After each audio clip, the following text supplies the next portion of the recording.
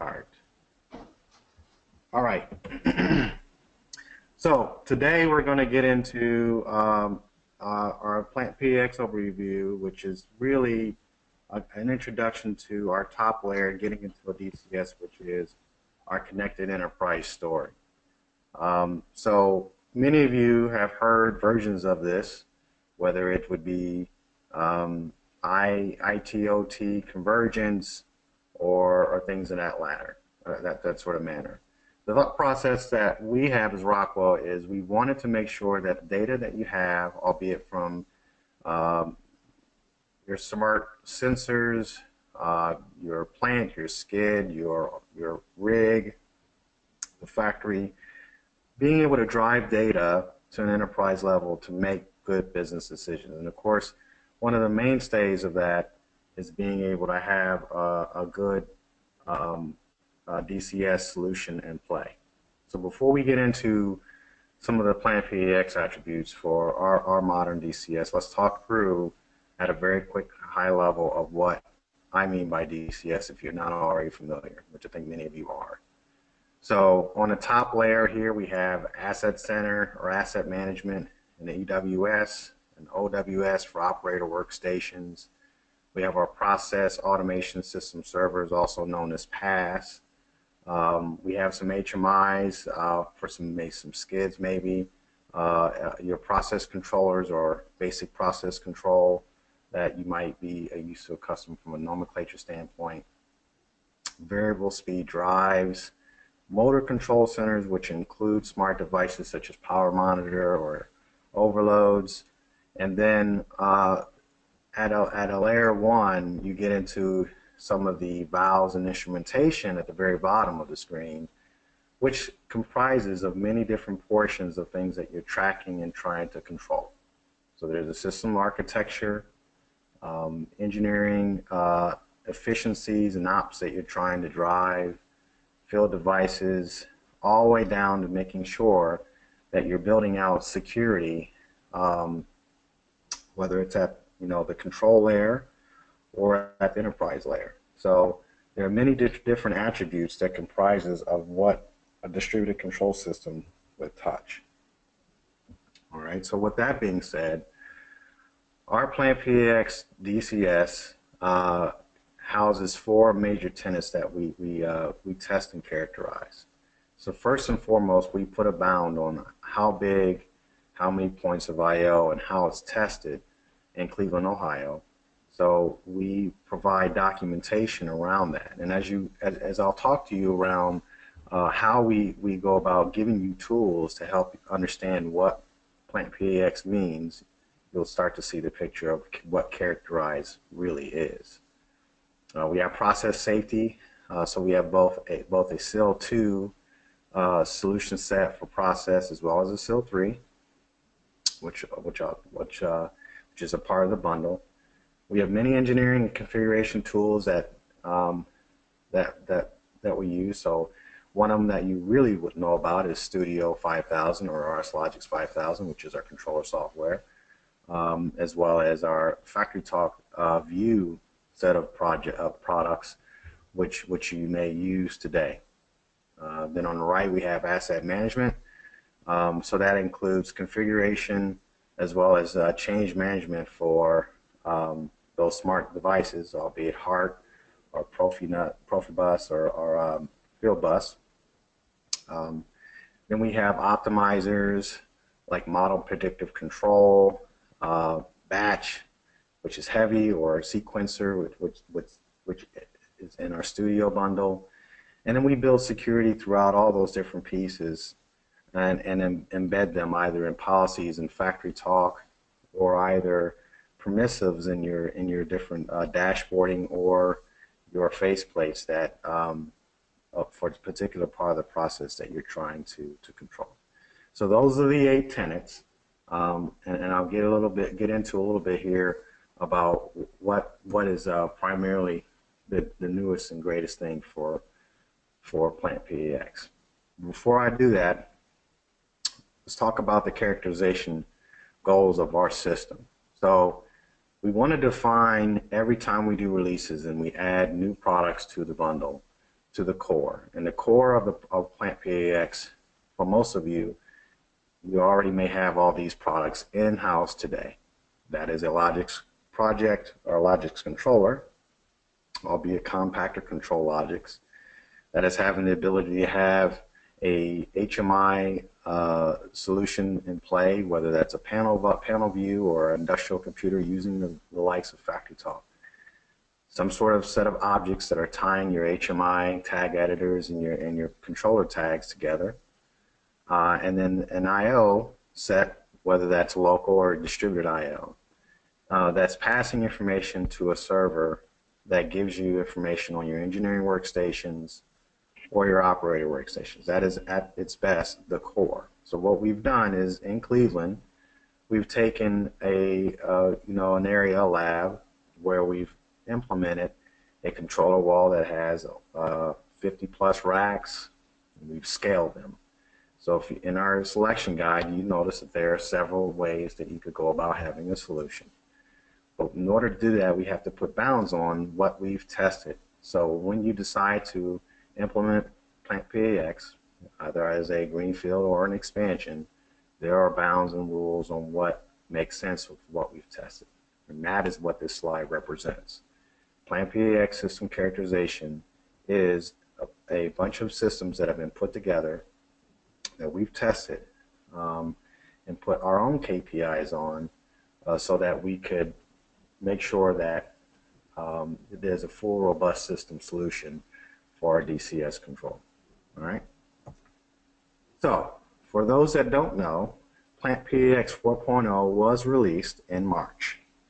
The three main tenets that we live by for our DCS is increasing the automation productivity, which helps with time to market, enabling technology, so introducing the likes of new products that help enhance what you're trying to control, and then enhancing your control by trying to meet those productivity goals that we all get tagged at trying to meet. All right.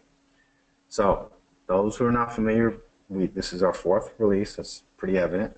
So in 2009, we had a 1.0, and we focused on adding libraries and batch reports. Well, 2011, the likes of high availability and redundancy became the front runner for what was new. 2013, we started to virtualize all those software loads, and I'll talk about that a little later.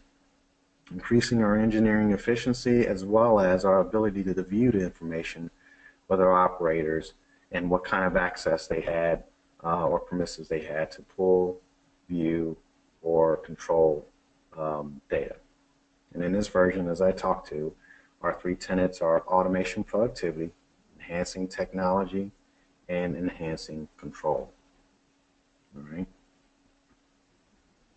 Number one thing that you should be thinking about when pulling together a expansion or in-use play for a PlantPAX system is to utilize the tool sets that are out there. And what makes these tools effective is that it encompasses a free tool that we have online utilizing Integrated Architecture Builder. For those that may be familiar, we usually point you to this if you're trying to do a conversion for PLC5s or do a conversion for SLCs. Well, this is also the same place that you have a process wizard or a PlantPAX wizard. And this is our system estimator. The intent here is to give you information around your paths and your operator workstations, be able to identify your digital inputs and outputs, existing I/O that you already have in play, as well as start to do a sweep of what kind of memory and storage capacity that you have on board for those virtual requirements if that's something that you need. What it also does is we're able to pull in the likes of our motor control center I/O types and also start to understand some of the power attributes that maybe that you've had as a separate item that ties into your distributed or your DCS systems. Okay, so the number one thing that you should take away here is go into IEB, pull up the PSE, which is our process system estimator, and take a look at the sizing tool that's there. It's pretty intuitive. If you notice on that page, when you get there, there are several tabs, and the process system estimator is one of those tabs. All right. So, with that being said, the foremost thing that is a part of our control set is what we call our studio bundle. Now, this is one of 4 parts, as you can see. Studio Architect is a good way to graphically represent your system set. On the left-hand side of it, if you look at the bottom left-hand portion of the screen, there is a Windows Explorer sort of set of icons and parameters that you can pull into this middle section, which is your graphical representation. Notice inside there you have a couple of HMIs, your server stacks, as well as your control systems at the bottom. And what's nice about this is this tool can pull in the likes of from programs such as IEB, as I talked about, ePlan, and our 2.0 version, which is releasing here soon, will also pull in the likes of AutoCAD and SolidWorks, where you can have bidirectional information, transactional data, so that if you have loop drawings or if you have addresses for your IP addresses, they can translate to both the drawings as well as going to an ACD file. So on the front section of the Studio 5000 bundle, notice that you have Architect as a product type. We still have FactoryTalk View for those who are using our Panel View Plus 6s and 7s. Logix Designer, better known as Logix, ArchLogix 5000, and then also a View Designer portion for those who might want to use a Panel View 5500.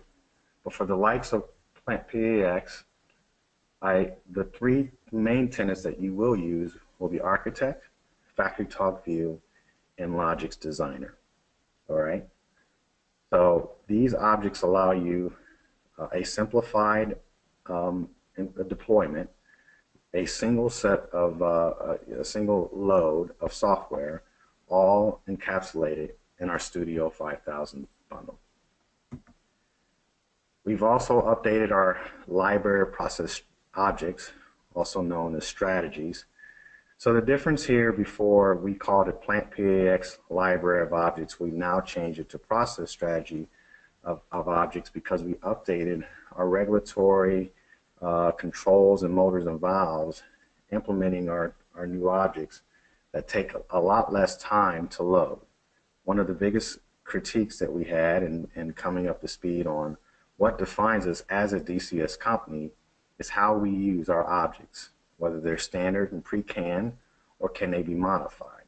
So the premise of design improvement was to improve our design or load times onto your servers and onto your controllers. So that's going from 10 minutes to 58 seconds. So it's a big increase. We still have some work to do. But again, our library of process objects is a very good starting point for defining blocks and permissives and some of the control strategies you will need for your DCS. An example of what you get with the 5000 Logix bundles for version 24 is having some process strategies that are embedded. So you can create a mapping to each of the different I/O devices. The example shows a couple of inputs coming out to an output, and so the thought process is, how can you make sure you have an easily accessible, readily available process strategy without having to do aliasing and creating a mapping paradigm. So we have this program paradigm called add-on programs, which is similar to add-on instructions, that allows you to move chunks of data, chunks of blocks, without having to create an inordinate amount of mapping. What also is a difference from version 20, which was our last high availability, what I call PlantPAX release for version 3.1, was that we added a couple of views. So most of you were used to a controller organizer. Now we've added a logical organizer. And the intent of the logical organizer is to help you to be able to develop your areas by function. So like for like, all your mixers can be in the same place, as well as being able to provide a logical view of how your code in each one of those different sections can be executed. All right. Adding the additions of main or routines can be used dynamically. So when you add them to a logic organizer, it will show up a controller organizer and vice versa, along with being able to minimize, the confusion of how your code's logically being executed relative to your main routines that you would have in your controller organizer.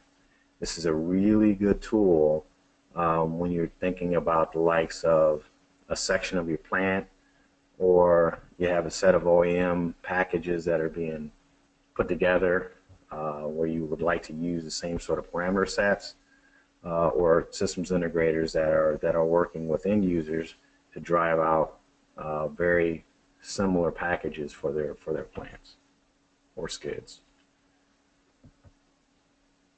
Okay, so I talked about what version 24 brings, a couple of the items. I also talked about a little bit what the characterization lab brings from a testing standpoint. Now let's talk about how we can use some collateral to give you a little more bounds on what you're deploying. So first, we have user manuals that provides infrastructure and application configs. Secondly, we have a flow chart summary for each chapter, detailed steps that allow click-by-click instructions for each task. So it really walks you through how to access those attachments and provide some clarity on how to set up those steps. And then lastly, there are tools that help with configurations using the template that I told you about. So there's a sizing tool that comes along for the ride that's embedded in our process object of a library of objects. That's a zip file that holds this information to be able to look at for the bounds of what we use for our DCS. So first, we've updated our selection guide. So notice it says System Release 4.0. So the selection guide gives you the latest offering of what software you would need for your operating system, and then what virtualization templates go along with that. And then the biggest benefit is you have now an idea of how to define your system infrastructure.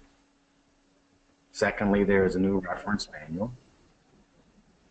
Yeah, before you move the reference on, just so that for the web audience, there are two handouts included, and the one that says process-SG001 is that solution guide in PDF form, and it'll also be posted on our blog afterwards to download.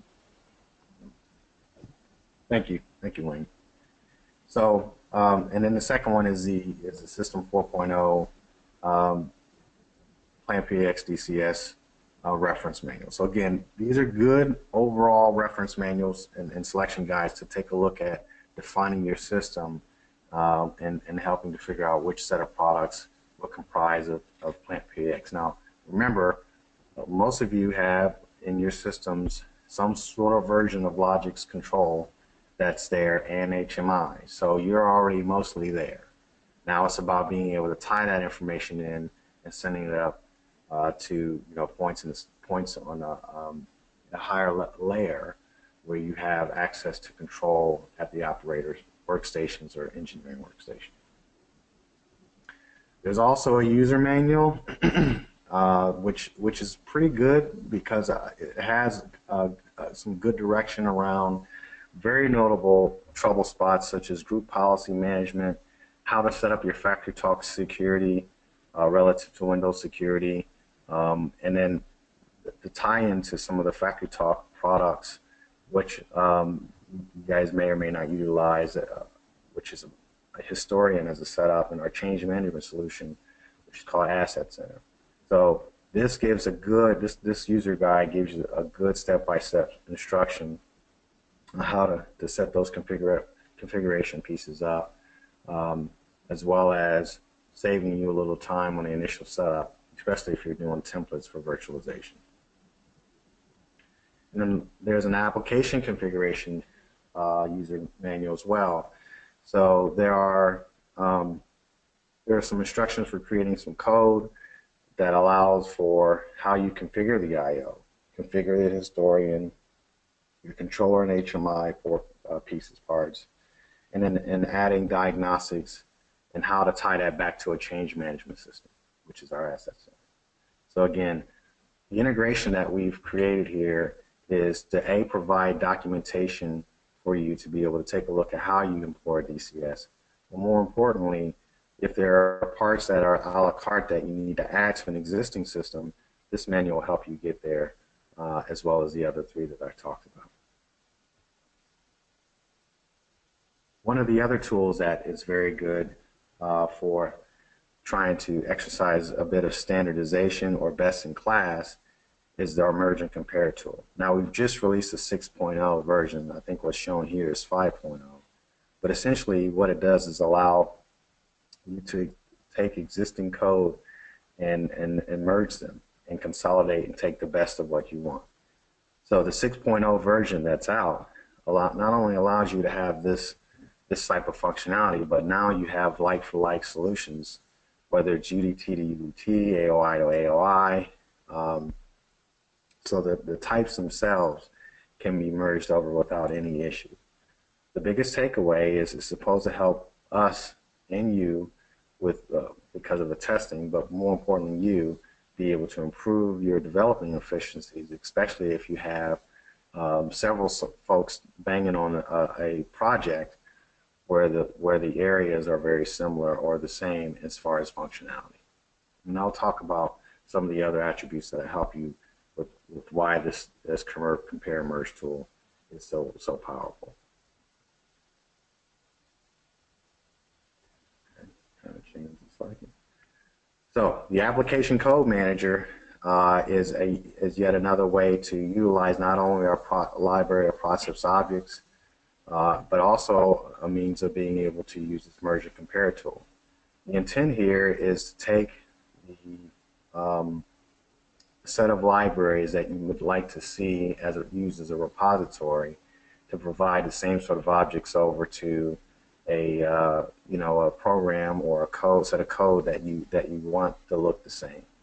The intent is as you build this library of objects that you have or use our pre-canned versions, the coding times become simpler and allow for you to take existing code and pipe them over for existing applications or existing coding so that you can pretty much plug and chug in getting your programs written and not recreating the wheel every single time. That's for both our HMIs, HMI tag sets, as well as ACD files in the controller. Now this is not a part of the toolkit. This is a paid portion that's an add-on. So unlike Architect, if you're buying Studio 5000 or you're upgrading it, Architect, if you have the professional license, comes along for the ride. This one is at a cost. If you're not a toolkit holder, there is one cost, but if you are, it's a little cheaper cost, a little discounted price.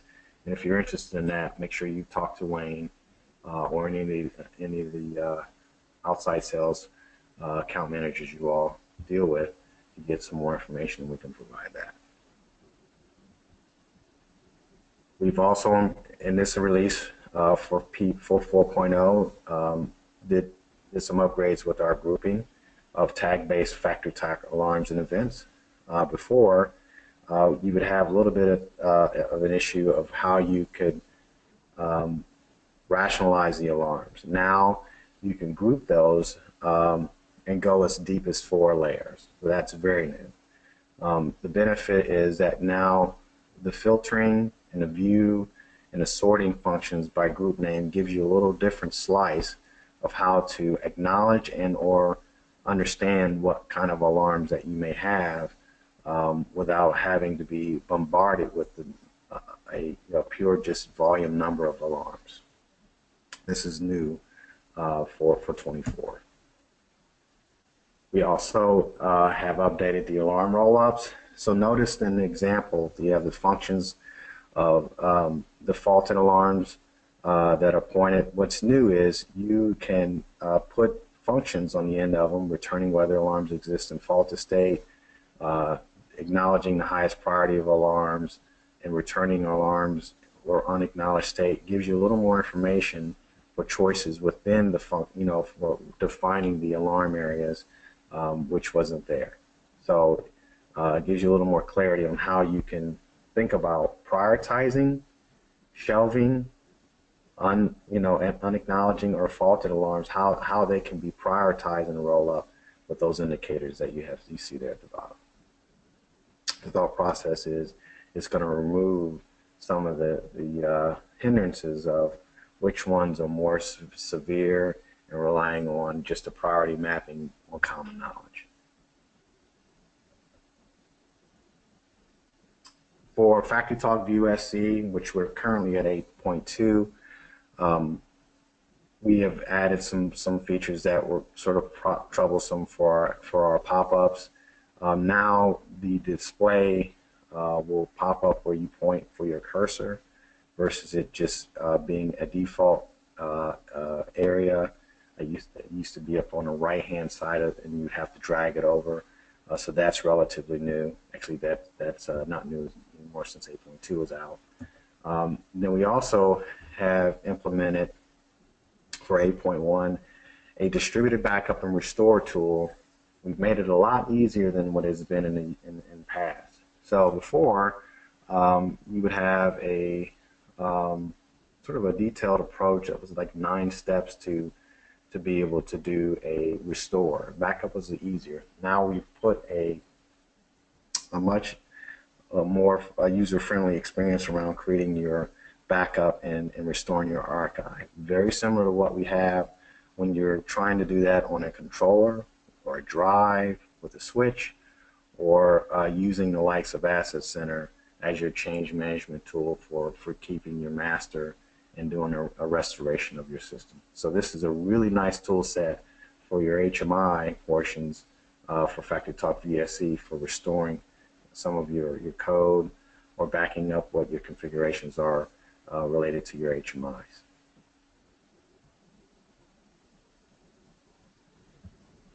Trying to go to the next slide here.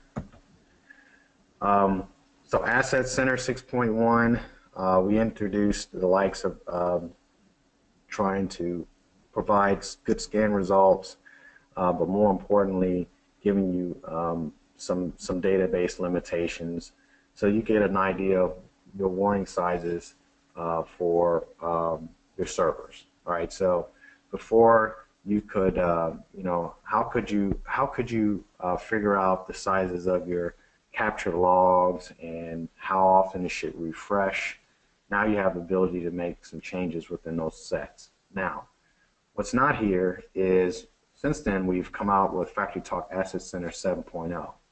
So those that may be familiar with a tool called System Ferret, System Ferret is a tool that you can use to go online on the wire to figure out the rev of your hardware, the firmware level, and the software level, anything that it could see. This data, this information now has been, this functionality has been put into FactoryTalk AssetCentre, and we call it the web crawler. So the intent is to have that same powerful function for AssetCentre, Rockwell content and some third-party content to give you a make of not only hardware but firmware and software. It's a very it's a good way of looking at it as an install base evaluation. If you're unsure of what you have up to date for your software, it's a very nice tool. So the first thought process also that you should be aware of is we've already adopted the SQL Server Express solution as our mainstay. Notice at the bottom right there, it does say the sets the stage of future adoption. We have fully moved over to a SQL Server Express solution. So take note, this is a nice change management tool. It bolts on top of the PAX paradigm and protects you from not only disaster, but also if you have a master that's the key for your process control. So in a file that is in your process library objects, I believe it's called PlantPAX, is a zip file that contains our system checklists and verification tools. There's a sizing document, so you have size and selection.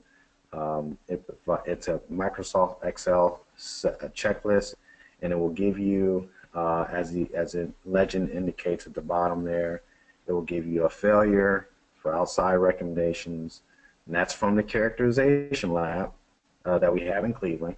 Whether it's a warning, which means you need to consult your technical specialist, a pass, that's in bounds, not applicable because we haven't tested it, or just something you should know from an information standpoint. So it's pretty powerful. What I've been advocating is pulling that out of the library and making that readily available. But I need to make sure we have most up-to-date packages, given we're in a process of another release for some of the checklists. Now, moving on, switching gears, some of the new portions for control that you should be aware of within PAX, because now we're talking about our control portion of how we can introduce new technology in for our distributed control. So before this module came out, the way that we would do model predictive control was used on our Pavilion 8 solution set and done at a very high level from an information software standpoint. What we've done now is we've built an in-chassis version for ControlLogix to do a 10 by 10 by 10 matrix of executable variables that you would want to keep an eye on, and using the same mathematical computation that we would have for the predictive portion of it. So this is readily available. It fits in chassis. It looks and smells like an L75, but it has all the mathematical wizardry that you would use for your algorithms that you would use for your model predictive control. So there's an HMI portion. Notice the faceplates. So you have your faceplates and permissives, and then at the bottom right, notice that you have how you can toggle which transfer functions you can use with your different equations, and you can even integrate the data in or not integrate. So you can make one based on just models, or you can use models as well as your pre-populated data, which is a part of us getting this thing set up. So in the objects, you have a MPC overview, controller variable, a manipulated variable, and disturbance variable. This is that 10 by 10 that I was talking about, right? So that's CV and V and DV. That can be used as a localized version of model predictive control in the chassis. So most times you'll use that process in a section or a cell, isolated, not across your entire DCS. And this can feed directly into a more plant-wide or system-wide model predictive control solution. Very similar to how we have a historian that sits inside the chassis and moves up to a PI-based solution that's server-driven. We do have an application for batch, application toolkit that's there for batch. It's a free download, again, off of the IA Tools webpage. We'll have to get a link for that for you all.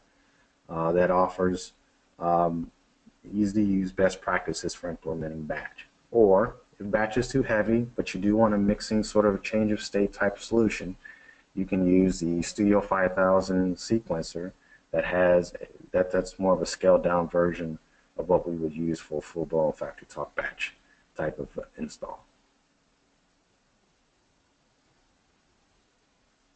We also offer a 1444 condition monitoring solution. This is what I call the Bentley replacer. If you have Bentleys that are in-house and you would like to have one common protocol for automation software, which in this case would be Studio 5000, we offer a 4-channel Ethernet device that is device level ring capable, and that's the left there. It's called the main. We have a tachometer, a 4 to 20, and a relay that comes along for the ride. Now, what makes this very interesting as far as being a replacer is we have probes that you can use, or accelerometers, or velocimeters, or you can use those proximity probes that are in play from your Bentley systems. Our software and hardware can accommodate those probes. And once you define the personality of the product and for what you're controlling, that's done through Studio 5000. And this set of condition monitoring I/O sits in the I/O tree, just like any other distributed I/O that you may commission and give personality to. It does everything that the 3300 does. Key phasers built in as a tachometer, speed is built into the main, acceleration, and it does derivatives. And this produces the same sort of plot analysis that you would see in System 1 with our eMonitor software. But again, this is designed for channels that are about 36 to 38 or less from the standpoint of cost per channel, but more importantly for infrastructure costs. So it's a very nice solution. That's an add-on to your DCS. And also integrates very nicely into PlantPAX. We've introduced some high-density temperature input cards. This is pretty straightforward. The biggest takeaway here is in our Common Industrial Protocol SIP Sync enabled timestamps. There's our 1588 timestamp that's in PTP, so it provides you some good information, diagnostic information to your controllers from a temperature standpoint.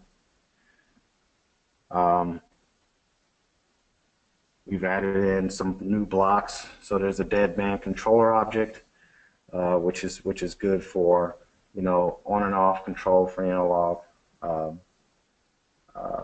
pressure, and provides an option for auto and manual loop modes. Now, what I think is very good about this information when we talk about loops is, as I said earlier, if you have Architect, especially if you get Architect 2.0, if you do have loop drawings, you do have the ability to use our integrated tool sets that I talked about earlier and update your tool sets based on some of these blocks. So again, we are providing you with a full integrated package so that it looks and feels like a DCS, because it is, and moves you away from the PLC manner of thinking, because we're not just a PLC company anymore. There's also lead and lag controller objects. So there's a first on, last off configurable preference. So notice the faceplate gives you a little bit of information when your permissive blocks. You can lock that out, or you can provide access for someone to get into a manual override. And then on the left you see what the add-on instruction block looks like for your motor group. There's an IL module status object for HART. So we've enabled being able to have AOIs built in for a lot of the HART families working with E&H for their sensors. So these blocks integrate very nicely. In this particular example, this is an 8-channel isolated analog in that gives you some information around a pass through coming off of a flex IO 8-channel isolator heart. So this is another way to be able to pull hard information off your distributed IO blocks into the controller.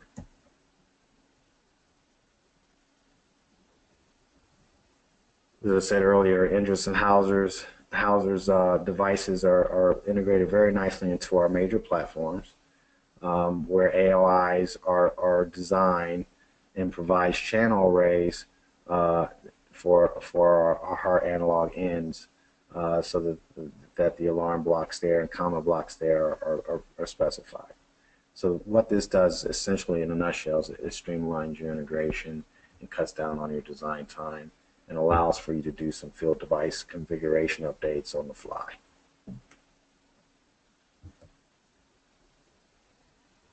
So we have a project object historian configuration piece.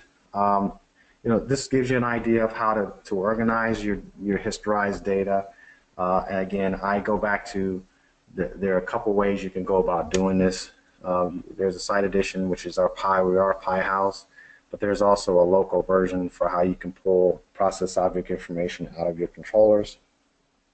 And at the bottom there's an import digital set, GUI that gives you an idea of what it looks like when you're pulling those into your with those documents into your server or into your PC. Couple partners I do want to announce. Control Station is our operation insight for basically advanced loop tuning. So we do have some capability with our automation software, but this company will provide a turnkey type of thought for how you can really optimize your DCS loop by providing analytics. So they'll monitor it, identify, isolate, and then recommend and provide you a report related to your tuning for your process architecture. And then the second one is we've partnered with Exida to provide a master alarm database integration for our safety integrity level alarms. So the same process that we have for safety when you're having HazOps, right? Philosophy, identifying, radicalization, change management, and such, is how they flow in and out of each other's flows, a flow chart. But on the left, we have our library of objects with an alarm builder with the SIL alarm that gives you information for those safety tasks that have been identified on top of the general tasks, and that feeds back into our Vantage Point web-based dashboards that can be created for you relating to your SIL system.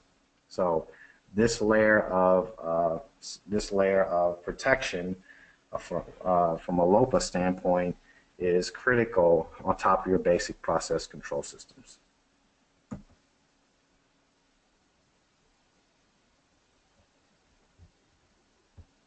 Having some technical difficulties here. Okay, so from the technology standpoint, we do have some new switches. We have a 5400, which is a all gig fiber solution set, as well as a 5410, which is a 19-inch rack mount solution that's going to go nicely with being able to use it as a layer 3 type of distribution switch. I will caution you though, if you do use a 5410, it is only as simplex, is not stack-wise as of yet, but stack-wise is coming. So on the right is just an illustration in the diagram of your layer 2 and layer 3 setups and what those are capable of doing. So both the 5400 and 5410 are both layer 2 and layer 3 capable, and then the 5400 has device level ring capability. We have virtual images for all of the different portions of FactoryTalk now. So we have FactoryTalk Batch, AssetCentre, Studio, and RS Logix 5000, FactoryTalk View SC, Historian and Vantage Point.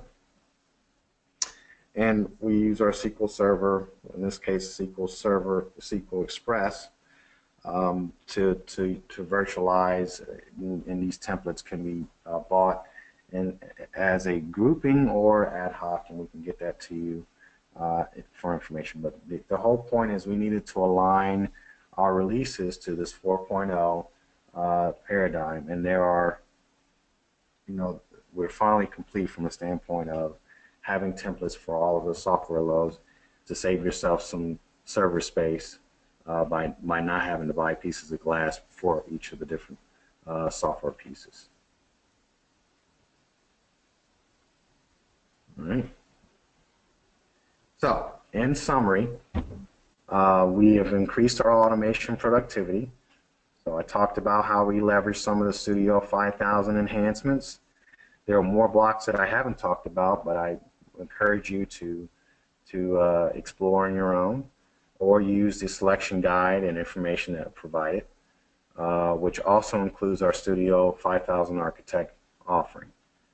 There's some expansion and design tool documentation. So I talked about the sizing tool, the PSE that's out of IAB, and then also we've enhanced our pre-built process control strategies around our libraries, as well as some of the blocks that we use for your control strategies. Right? We've introduced the likes of some new technology around the switches. So we have the 5400 and the 5410. What I didn't talk about is our mobility story has now gotten really good because we've moved from Silverlight to an HTML5 solution set. So providing visuals for your information on your tablets and your phones is much more of a readily existing offering, as opposed to it being something that was partial. So that's gotten good. And then the big piece now is we have a complete portfolio of virtualization image templates for systems that you just need to either ad hoc add to, or when you're commissioning an entirely new PAX distributed control system. Lastly, we enhanced the controls. We have a model predictive in-chassis solution.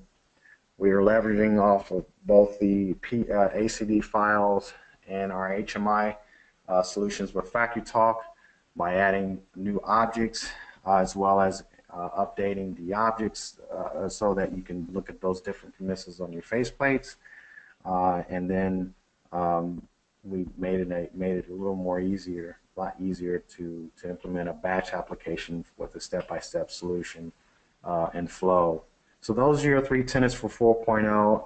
I know this is very high level, but the intent here is just to get you familiar with the pieces parts, which some you've already known and others you don't, so that you can understand what it takes for it to be called PAX. But more importantly, be reminded that Rockwell is a DCS player, and we do have a solution in play. Oh, and so before I end, there is a slide I want to show you. The image templates, here are the different revs of the FactoryTalk bundle. So 8.1, 5000 has, Studio 5000 is version 24. There's Architect version 1 and 2. FactoryTalk View SE would be 8.1. And then you have RS Networks version 24 and reading all the way through. So those are the different releases for each of the different software packages that comprise of what's part of the core, or in some places more complex installs for a PlantPAX solution that have been characterized. And with that, that will conclude my slides.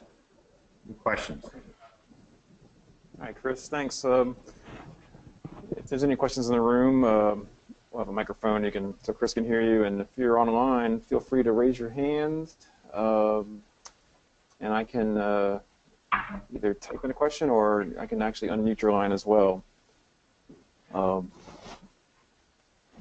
Yep, we have a question, Chris. Let me. On some of the architecture and estimator tools, do those tools take into account existing equipment that's already in place? Yes. So there's a section that has existing I/O and existing controls where you can put in the I/O count, and then it sets yourself up to give the tool an idea that there's a baseline that exists before you would want to add to it. So yes, it does. Okay. We'll just give a minute for our online guys to type or identify if they have a question. Anybody else here in the room?